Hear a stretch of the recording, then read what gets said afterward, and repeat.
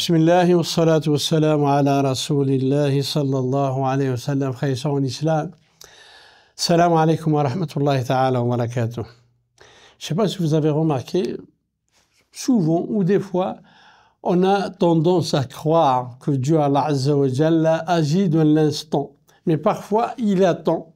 Et c'est dans cette attente qu'il éduque, il purifie, il prépare. Sabour.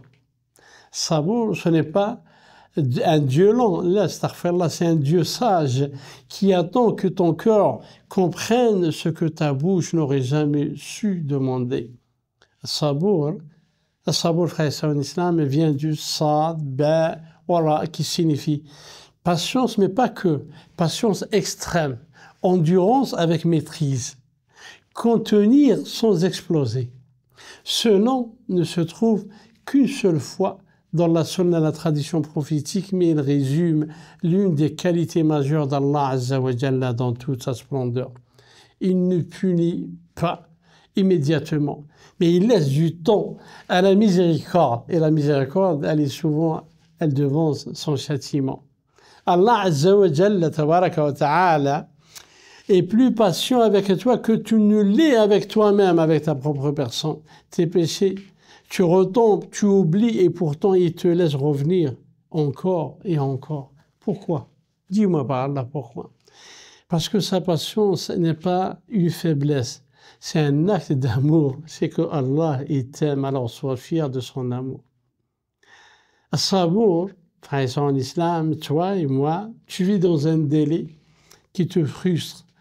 Dans ton mariage, dans ton immigration, dans ton travail, dans ta guérison. Alors dis-toi que Dieu, Allah Azza wa Jalla, ne te dit pas non.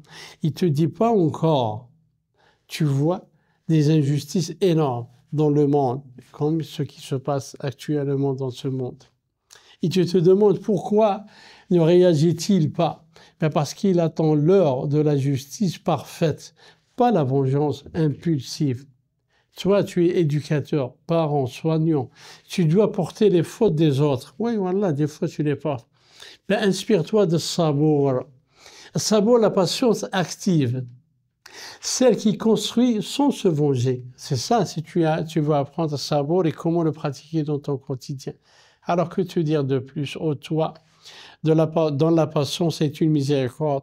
Ô toi, sabour, qui attend que nos cœurs reviennent. Apprends-nous, ya Allah, à patienter comme toi et fais de l'attente un lieu de paix et non pas de frustration. Ben, apprenez à vivre avec les noms d'Allah Azza wa Jalla. Fatahaffukumul malaika.